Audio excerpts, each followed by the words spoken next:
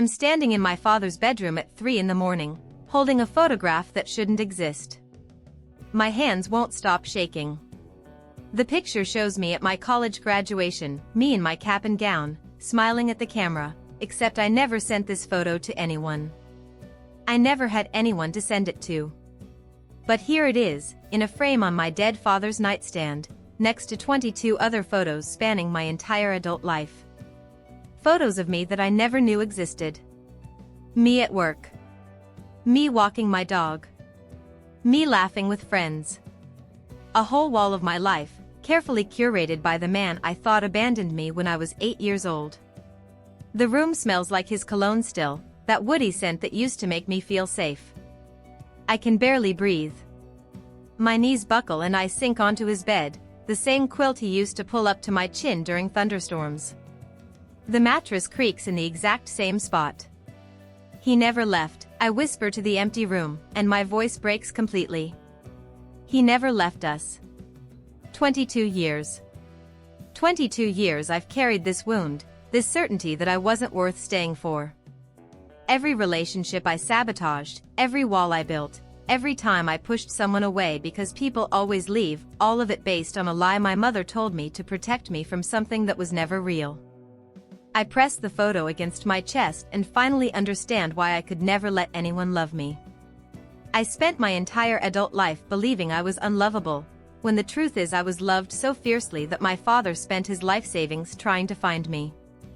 The investigation reports scattered across his desk prove it: private detectives, newspaper ads, legal fees.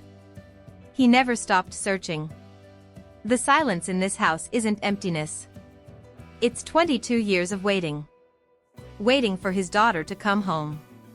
My life is built on a foundation of careful distance.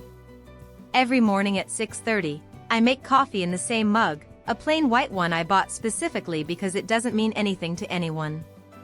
No sentimental value, no story behind it. Just functional.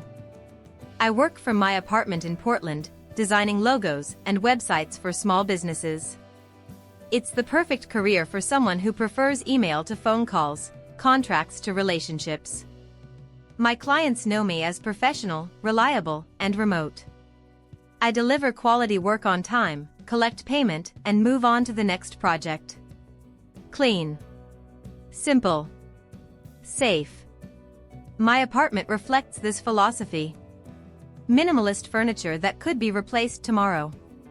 No family photos on the walls, just abstract art I bought online. My lease is month to month, even though I've been here 4 years. My therapist calls it attachment issues, but I call it realistic. Why invest in permanence when everyone eventually leaves? The longest relationship I've had lasted 7 months. David was kind, patient, and completely bewildered when I broke up with him for no reason other than he was getting too comfortable. He'd started leaving his toothbrush at my place, talking about weekend trips, using words like we and us. Warning signs of someone who thought he could stay. You can't keep running from connection, Sarah, my therapist Dr. Martinez tells me every Tuesday at 2 p.m. I've been seeing her for 3 years, which is probably the longest commitment I've maintained with another human being. Even then, I pay session by session, never booking the monthly package deal she offers. My mother calls every Sunday like clockwork. We talk for exactly 23 minutes about safe topics: weather, work, her garden, my latest client projects. We never discuss the past, never mention why we moved 5 times before I turned 18, never talk about the father who supposedly walked out on us when I was 8. Some wounds are too old to examine, we both seem to agree. How's your love life, she always asks, and I always give the same answer: focused on work right now. She never pushes, which I appreciate. She understands, maybe better than anyone, how dangerous it is to depend on someone who might not stay. I have exactly 3 friends, and I work hard to keep them at the perfect distance. Coffee dates, not dinner parties.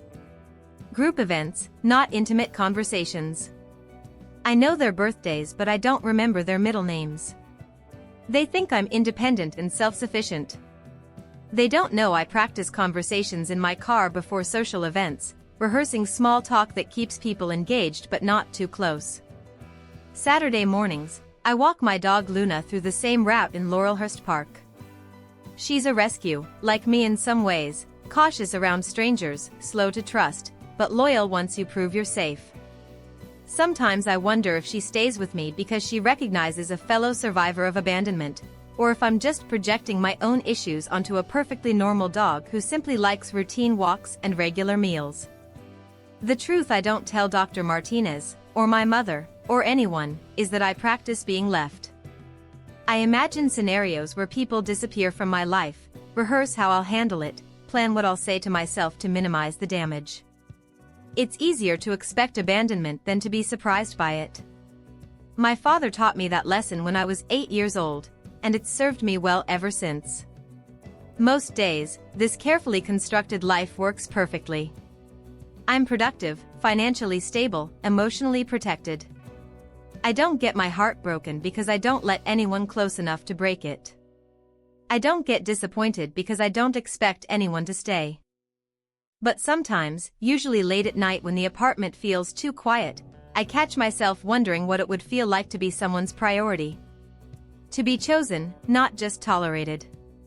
To be missed when I'm gone, not just replaced when I leave. Those thoughts never last long, though. By morning, I'm back to my coffee routine, my careful distance, my well-practiced independence. Thursday morning, October 15th. I'm deep into designing a logo for a bakery in Seattle when the delivery truck's brakes screech outside my building. The sound cuts through my concentration like nails on a chalkboard. The doorbell rings 3 times in quick succession, the impatient rhythm of someone running behind schedule. I pad to the door in my fuzzy socks, hair still messy from sleep, expecting my usual Amazon order of printer paper and coffee pods. The delivery guy looks harried, sweat beading on his forehead despite the cool morning. His uniform shirt is wrinkled, and he keeps glancing at his phone like he's fighting a losing battle against time. "Sarah Mitchell," he asks, thrusting an electronic tablet toward me without making eye contact. I sign reflexively. We all do that now, don't we? Muscle memory in the age of constant deliveries. It's only after he's jogging back to his truck that I really look at what he's placed in my hands. The package is heavier than expected, about the size of a shoebox but dense, like it's packed with something substantial. The brown paper wrapping feels official, almost legal, with multiple red stamps declaring confidential and urgent delivery. My fingers trace the edges, noting how carefully it's been sealed, multiple layers of packing tape, as if someone wanted to make absolutely sure nothing could fall out or fall apart. But it's the address label that makes my stomach drop. Sarah M. Davidson. My maiden name. The name I buried when I turned 18, when I legally changed it to my stepfather's surname and tried to erase the girl whose father walked away. The return address reads Legal Offices of Peterson and Associates, Seattle, Washington in crisp, professional font. My hands start trembling slightly. Who knows that name? Who connects Sarah Davidson to this apartment, this life I've built so carefully around my new identity? I carry the package inside and set it on my kitchen counter, staring at it like it might explode. The morning sunlight streaming through my window makes the brown paper look almost golden, innocent. But there's nothing innocent about receiving mail addressed to a person I've spent 12 years trying to forget. I make another cup of coffee, circle the package 3 times, check my phone for distractions.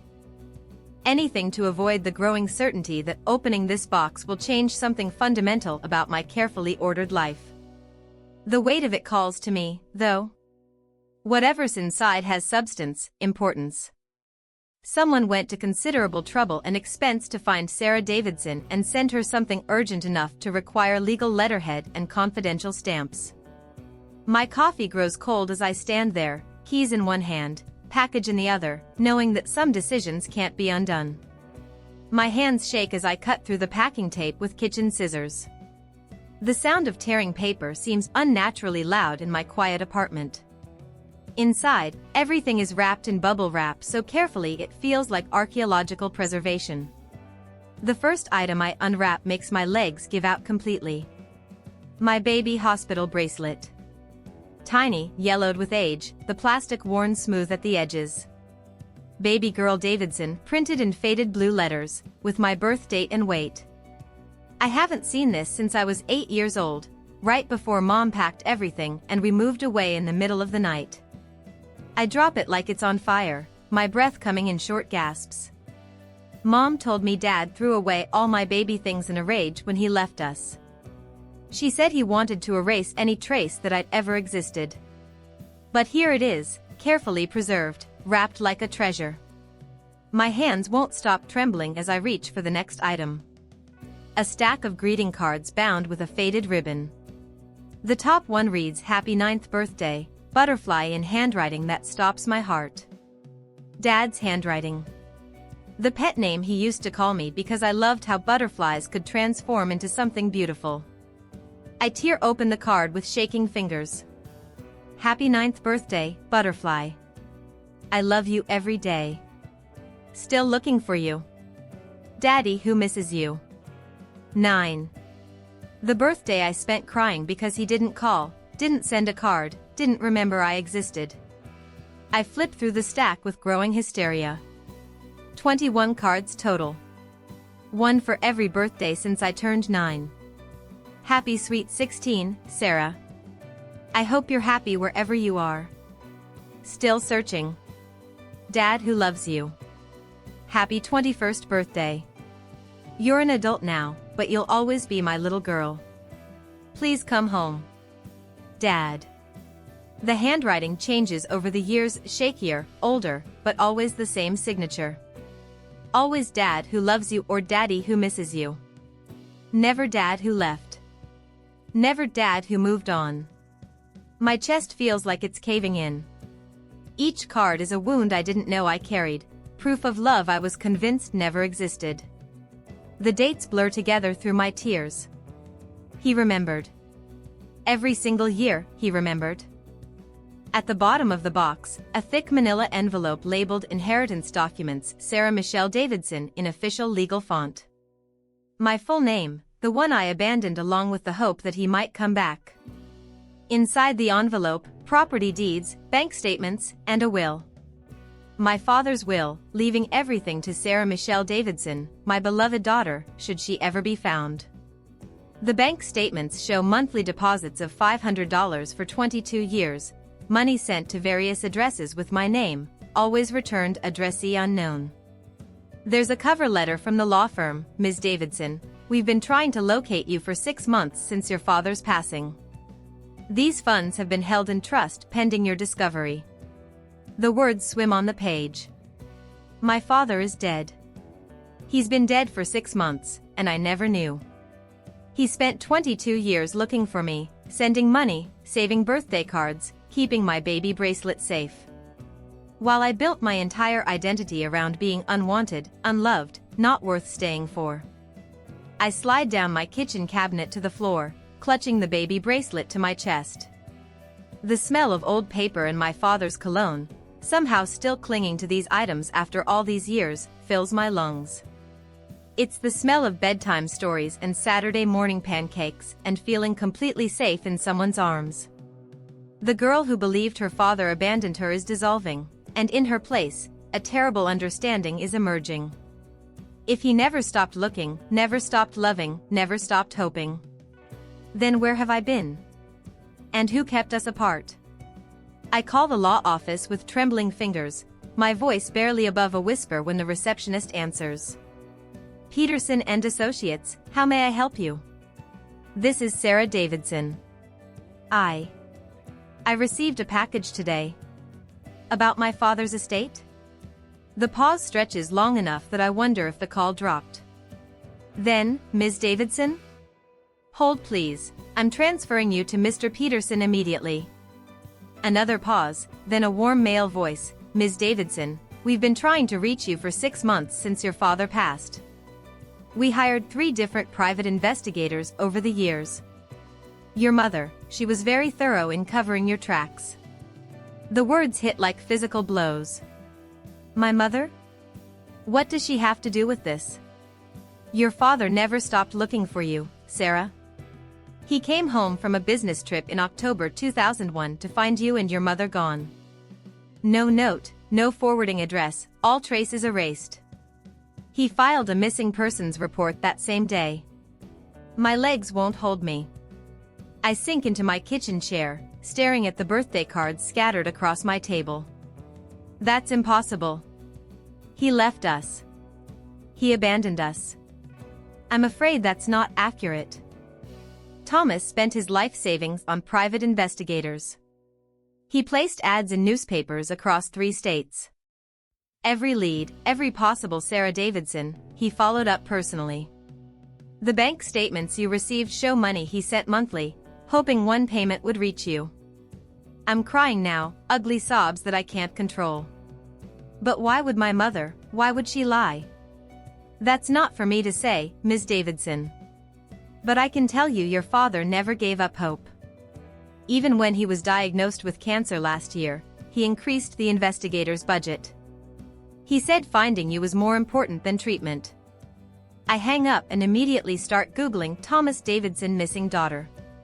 The search results make me sick.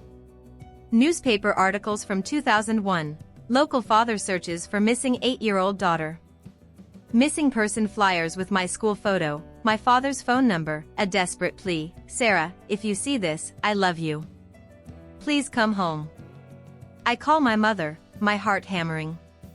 She answers on the first ring, like she's been waiting. Sarah, honey, how are you? Mom. My voice cracks. I need to ask you something, and I need you to tell me the truth. Silence. Then, quietly, what kind of truth, baby? About Dad. About why we left.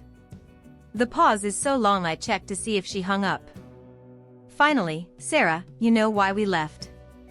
It wasn't safe. Mom, I have his will. I have birthday cards he sent every year. I have bank records showing he never stopped looking for us. What really happened? I hear her crying softly on the other end. You don't understand. I was protecting you. Protecting me from what? From a father who loved me? From the only person who never gave up on finding me? It's complicated, Sarah. I wasn't well back then. I thought. I really believed.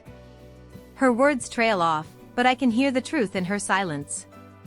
Whatever happened, whatever made us disappear in the middle of the night, it wasn't about Dad being dangerous. It was about Mom being terrified of something that existed only in her mind. I find more online.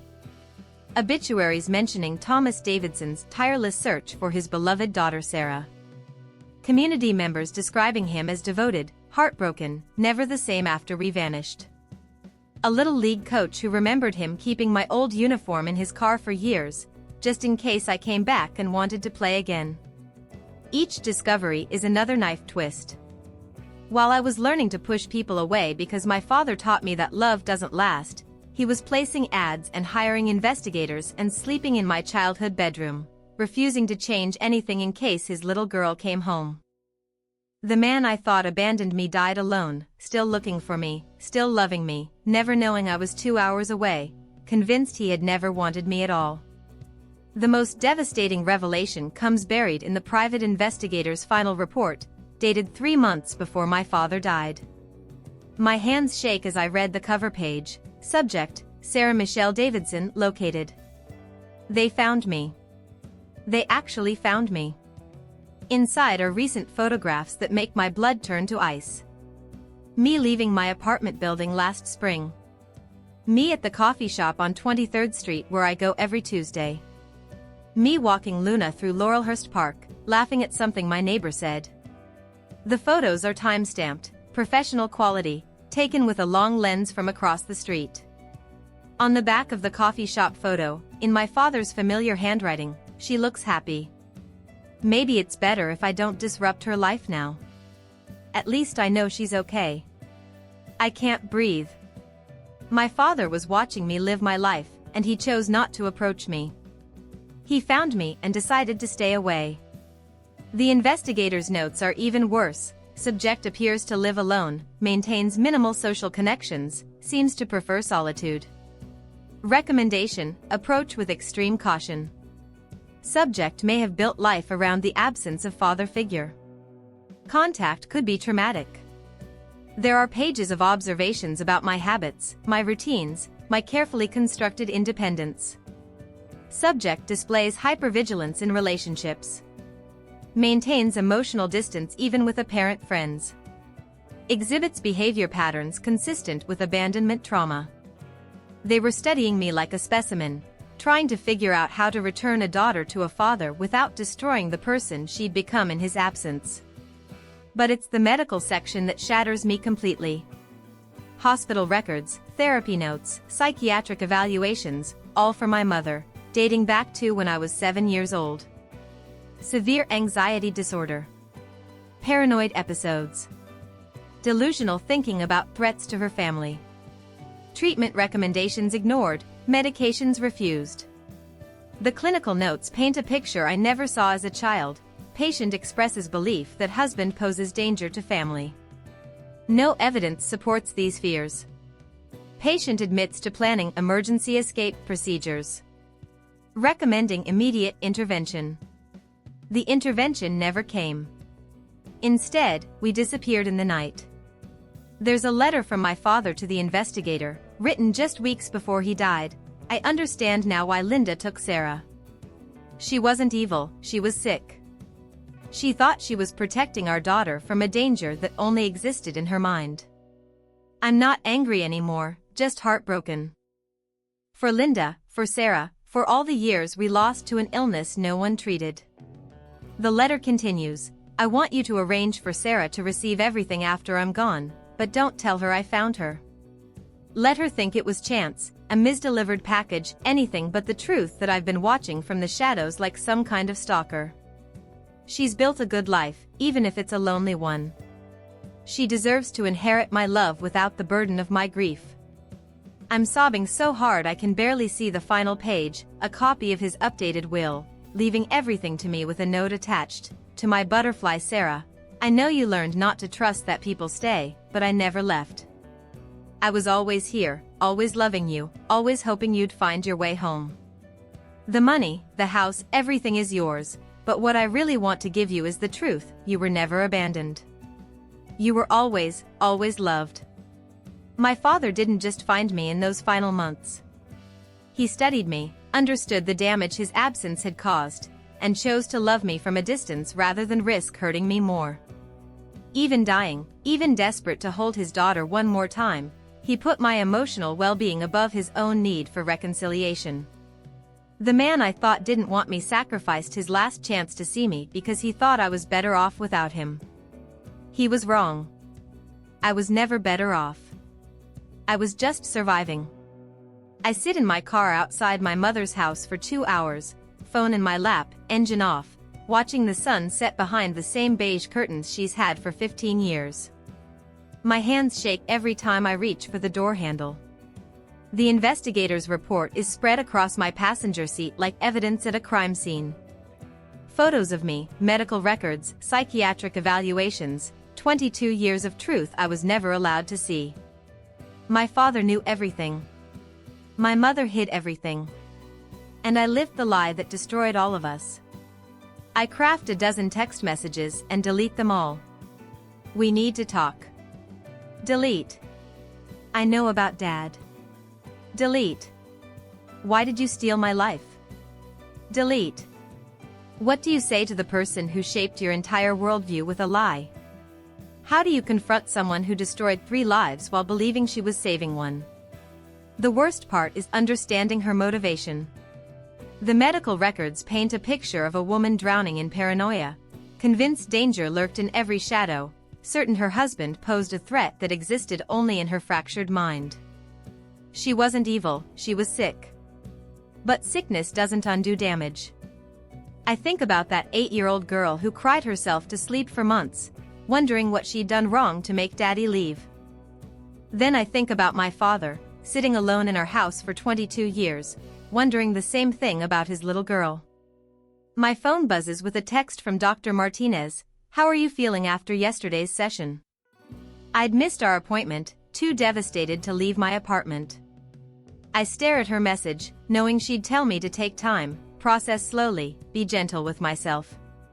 But gentleness won't bring back 22 years. It won't resurrect my father or repair the person I became believing I was unwanted. It won't undo every relationship I sabotaged, every wall I built, every time I pushed someone away because people always leave. Except he never left. He was stolen from me, and I was stolen from him. The house looks exactly the same rose bushes, same porch light, same security cameras Mom installed for protection from threats that were never real. I wonder how many nights she stayed awake watching those cameras, still convinced danger might find us. I imagine walking up those steps, ringing the doorbell, watching her face when she sees what I'm carrying. Will she deny it? Justify it? Break down and beg forgiveness for a sin so vast it rewrote 3 lives? My biggest fear isn't her reaction, it's mine. What if I can't forgive her? What if 22 years of damage can't be undone by understanding her illness? What if confronting her destroys the fragile relationship we do have without giving me back the father I lost? But then I think about him watching me from across the street, close enough to touch but choosing distance because he thought I was better off without him. I think about him dying alone while I lived 2 hours away, both of us broken by the same lie. I think about the person I could have been if I'd grown up knowing I was loved that fiercely, that permanently. The relationships I might have had, the risks I might have taken, the life I might have lived if I'd understood that some people stay even when they can't be seen. My father spent 22 years trying to come home to me. Now I have to find the courage to come home to the truth, even if it shatters everything I thought I knew about the woman who raised me. I pick up my phone and type, "Mom, I'm outside. We need to talk." Before I can change my mind, I press send. The porch light flickers on 30 seconds later. My mother opens the door looking smaller than I remember, her hair more silver, her hands trembling as she reaches for the porch light switch. She's wearing the same faded blue robe she's had for years, the one that used to smell like lavender and safety when I was small. "Sarah?" Her voice is barely a whisper. "What's wrong, baby?" I walk past her into the living room where I played as a child, surrounded by photos that notably exclude any trace of my father. The couch where he used to read me bedtime stories now sits against the wall where his favorite chair used to be, as if she tried to erase every surface he touched. I place the baby hospital bracelet on the coffee table between us. She goes white as a sheet, sinking into her chair like her legs won't hold her. "Where did you get that?" she whispers. "From Dad's lawyer. From the inheritance he left me. From the father who never stopped looking for us." Her hands fly to her mouth, and she starts crying, deep, silent sobs that shake her whole body. "Oh God. Oh, Sarah, no. I have the private investigator reports, Mom. I have photos of him watching me from across the street 3 months before he died. I have 21 birthday cards he sent that I never received. And I have your medical records from when I was 7. She looks up at me with eyes full of terror and something else, relief, maybe. Like she's been waiting 22 years for this moment. "I thought I was protecting you," she whispers. "I really thought I was protecting you." From what? From a father who loved me? From the only person who never gave up on finding me? From the danger. There was so much danger, Sarah. I could feel it everywhere. I saw him talking to strange men, staying late at work, making phone calls he wouldn't explain. I knew he was planning something terrible. Her voice has that distant quality I remember from childhood, when she'd check the locks 3 times and peer through curtains at empty streets. I see it now for what it was, not caution, but illness. "Mom, there was no danger. Dad was working overtime to save money for my college fund. The strange men were clients. The phone calls were to private investigators trying to find us after we disappeared."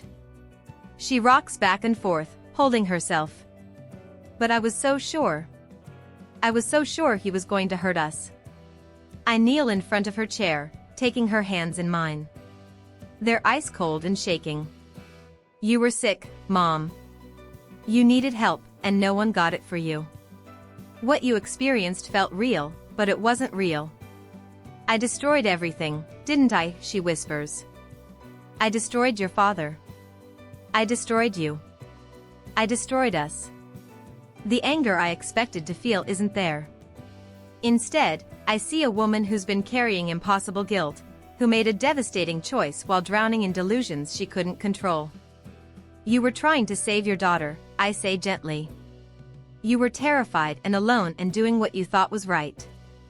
But Mom, I need you to understand what that decision cost.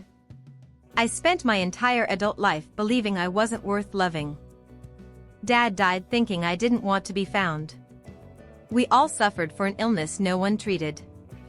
She nods through her tears. I know. I've known for years. I kept track of him through mutual friends. I knew he was searching, knew he was sick. I kept thinking I'd tell you the truth when you were older, but the lie got so big I didn't know how to take it back. We take it back now, I say. We start over from here.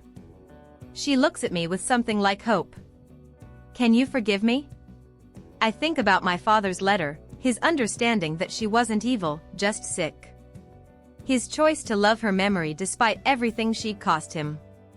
I forgive the illness that made you afraid, I say carefully. I forgive the mother who thought she was saving her child. But Mom, I need you to get help now. Real help. The kind you should have gotten 22 years ago. She nods eagerly. Yes. Yes, I'll do anything. I'll see anyone you want me to see. And I need to hear you say it. I need you to tell me the truth about Dad. She takes a shuddering breath. Your father never abandoned you, Sarah. He loved you more than his own life. I stole you from him, and I stole him from you, and it's the worst thing I've ever done. The words I've waited 22 years to hear finally set something free in my chest. You know what's strange? I used to think I was broken. Like, fundamentally damaged in some way that made me incapable of loving properly or being loved in return. I'd look at couples holding hands and feel this hollow ache, convinced I was missing some essential piece that other people were born with. But I wasn't broken. I was just living someone else's story. 3 months after that night at my mother's house, I'm sitting in my father's bedroom, my bedroom now, surrounded by 22 years of love I never knew existed. His journals fill 3 entire shelves, documenting every lead, every hope, every birthday he celebrated alone. Reading them is like getting to know him all over again, but this time as an adult who can understand the depth of his devotion. The hardest entry is from my 18th birthday. Sarah is legally an adult today. If she wanted to find me, she could. The fact that she hasn't tells me everything I need to know. Maybe it's time to accept that she's chosen her life without me in it. But I can't stop hoping. I'll never stop hoping. I used to practice being abandoned. I'd rehearse conversations where people told me they were leaving, plan how I'd handle it, prepare myself for the inevitable disappointment. Now I practice something entirely different. I practice staying. I practice being present, being vulnerable, letting people see the parts of me that used to send them running. David called 2 weeks ago. Remember David, the 7-month relationship I sabotaged because he left his toothbrush at my place? I told him the whole story, the package, my father, the 22 years of living a lie. He cried with me over coffee, and then he asked if I'd like to try again, this time without me waiting for him to leave. We're taking it slow, but here's the miracle, I'm not scared anymore. When he talks about future plans, about trips we might take or restaurants we should try, I don't panic. Because I finally understand that some love is permanent, even when you can't see it. Some people fight for you even when you don't know they're fighting. My mother is in therapy now, real therapy, working through 22 years of guilt and the underlying anxiety that created this whole tragedy. We talk every few days, actual conversations about feelings and forgiveness and the long road back to trust. She's helping me go through Dad's house, sharing memories I thought were lost forever. But the biggest change is how I move through the world. I used to armor myself against connection, convinced that getting close to people was just setting myself up for inevitable heartbreak. Now I realize that's not protection, that's just another way of abandoning yourself. I've started saying yes to things that terrify me. Dinner parties where I might have to talk about feelings. Work collaborations that require trust. Friendships that demand emotional honesty. Luna has a whole pack of dog friends now because I stopped avoiding the dog park where other pet parents might want to chat. My therapist says I'm rewiring 22 years of neural pathways, teaching my brain that love doesn't always end in loss. It's hard work, scary work, but it's also the most hopeful thing I've ever done. Sometimes I catch myself wondering about parallel universes, ones where that package went to the right address, where I never learned the truth. In those universes, I'm still alone in that sterile apartment, still pushing people away, still believing that love is temporary. But in this universe, I know that love persevered for 22 years without encouragement, without hope of return, without any evidence it was wanted. That's the kind of love that changes everything, not just how you see yourself, but how you see what's possible. I am not unlovable. I never was. I was just temporarily lost, and now I'm found. I'm standing in my father's bedroom again, but this time the sun is streaming through windows I've finally opened after months of keeping them shuttered. The room no longer smells like grief and waiting, it smells like the lavender sachets I've placed in the dresser drawers, like the fresh flowers I bring every Sunday. The wall of photographs is still there, but now I've added my own. Pictures of me with David, laughing over dinner. Photos from my mother's therapy graduation ceremony. Luna playing with her new dog park friends. A whole life rebuilt on the foundation of being wanted, being loved, being worth the fight.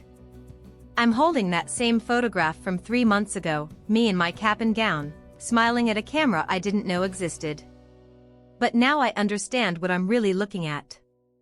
It's not evidence of surveillance or intrusion. It's a father's pride, carefully preserved. It's love made visible. The frame feels warm in my hands instead of cold. The room feels full instead of empty. And I finally understand that I wasn't an unwanted daughter living in a world where people leave. I was a desperately loved child who got lost and spent 22 years finding her way home. I made it, Dad, I whisper to the morning light. Your butterfly finally came home. On his nightstand, next to where the photo used to sit alone, there's now a new frame. It holds the misdelivered package label, that beautiful mistake that brought everything full circle. Sarah M. Davidson, it reads, in careful postal script. Sometimes the smallest errors create the biggest miracles. Sometimes getting lost is the only way to be found. And sometimes a package meant for someone else delivers exactly what you need most.